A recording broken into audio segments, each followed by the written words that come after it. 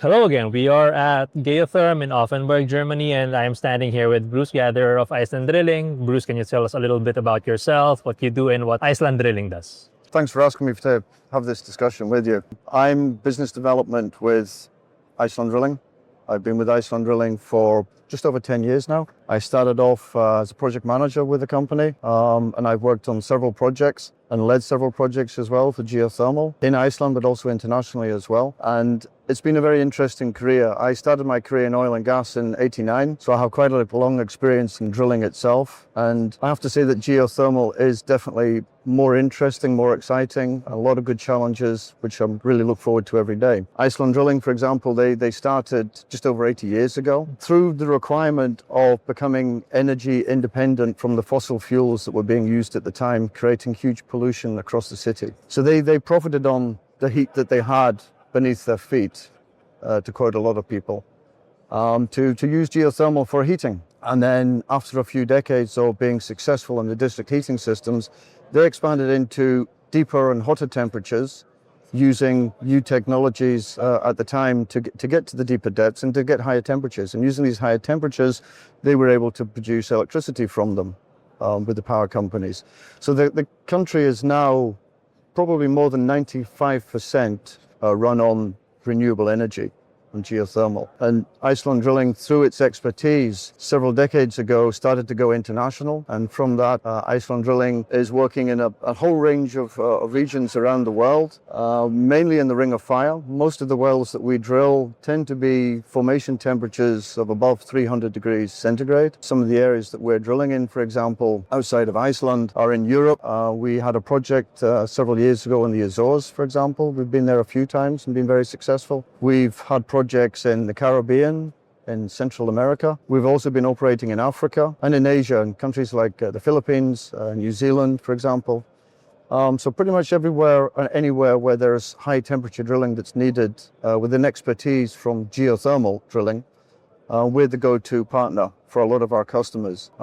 As I said, we've got over eight decades of experience in geothermal, and I'd like to say that we're one of the best drilling companies for high temperature geothermal. Okay then, so you mentioned that you did drilling in Azores and also in the Caribbean islands. So can you tell us a little bit about these projects that you've worked on in the past? Yeah, coming from Iceland, which is obviously an island as well, the crews that we have are very capable and very used to working in remote locations like the Azores or some of the Caribbean islands. These islands, of course, we don't have drilling service companies that you would have, say, in the US or in Europe, where you can readily get equipment to support during challenges. We understand the challenges of drilling and a lot of these formations, and also the way that we're drilling them as well, which is a slightly different approach to an oil and gas type of drilling. And it's something that we've adapted and improved on over the decades to get to where we are today, so that we can actually drill these wells very safely, but also very successfully. Some of the challenges that we face going to some of these islands, some of the simple things are just logistics and transportation. We load our equipment onto a ship, we sail it around the world. We need to make sure that we have room in the harbor to take the ship in to unload the ship. We need to make sure that the transportation is available in the country as well. So there's enough trucks, and the trucks are big enough and capable enough to move some of the equipment that we have. Some of the equipment we have weighs up to 66 tons or more, and some of the loads are more than 40 meters long. So a lot of the challenges we face before we even turn up an island is making sure that we can get equipment to locations.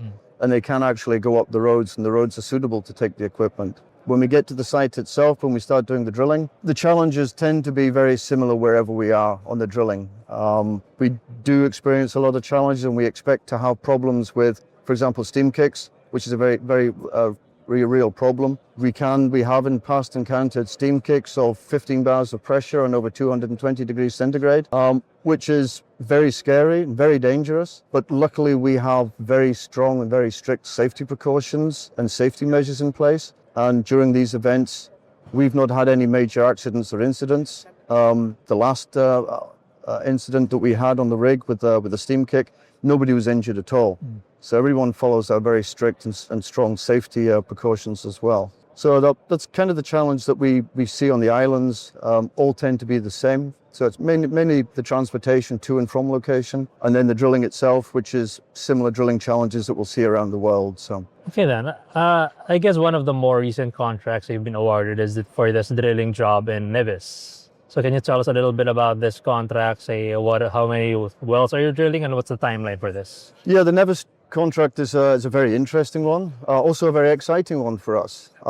We're really honored and proud to be awarded this contract with Nevlec, the power company from Nevis. It's one P&A that we're starting with, a plug and abandon, and then we're going on to drill an additional 5 wells on the island. So the Nevlec are hoping, or the dream from this is to be able to produce between 35 and 50 megawatts of power. The great advantage to this will put them in a similar position that we recently had on Dominica, where we drilled a well, where they'll get not just clean, renewable energy for the island, but it'll also give them energy independence as well. So they'll no longer be reliant on fossil fuels or importing energy. And eventually, once they develop the field and they can expand on the project they've got, they'll hopefully be able to produce more power and then become an energy exporter as well to some of the surrounding areas. So it is a very exciting project for us, and we're just really happy to have it and looking forward to getting it started. Yeah. Okay, that's very interesting. But maybe just to wrap up the interview, can you tell us a little bit about your perspectives or your insights on what are the emerging markets or regions for geothermal globally, as a company that has global presence? Yeah, we are seeing an expansion in geothermal operations globally. There are more companies looking at it, more areas, more countries looking at the potential of geothermal. Geothermal obviously has the two sides to it. There's the energy production, but also the heat production. There's every country in the world has the opportunity of heat production, which is still about 50% of the energy requirements that any country has. Other areas we're looking at, where we're more focused on at the moment, is the super hot rock and supercritical, where we're looking to drill to formation temperatures above 374 degrees, where we'll be producing steam at supercritical. And the advantage of that is we can expect 5 to 10 times the energy being produced from these wells. It does present a lot of challenges with it. Obviously, drilling at formation temperatures above 300 degrees has a lot of challenges. We as a company are very invested in making this happen. We're also investing into new technology to make it safer for drilling with different drilling fluids and cementing fluids and materials. So we're investing a lot more into the supercritical side of the drilling rather than the heating side of the drilling. But again, both sides are all very interesting. So Okay, that all sounds very exciting, and we're looking forward to more from Iceland Drilling, and we're also very much looking forward to the progress of Nevis. yes, thank you. Thank you, Bruce. Thank you.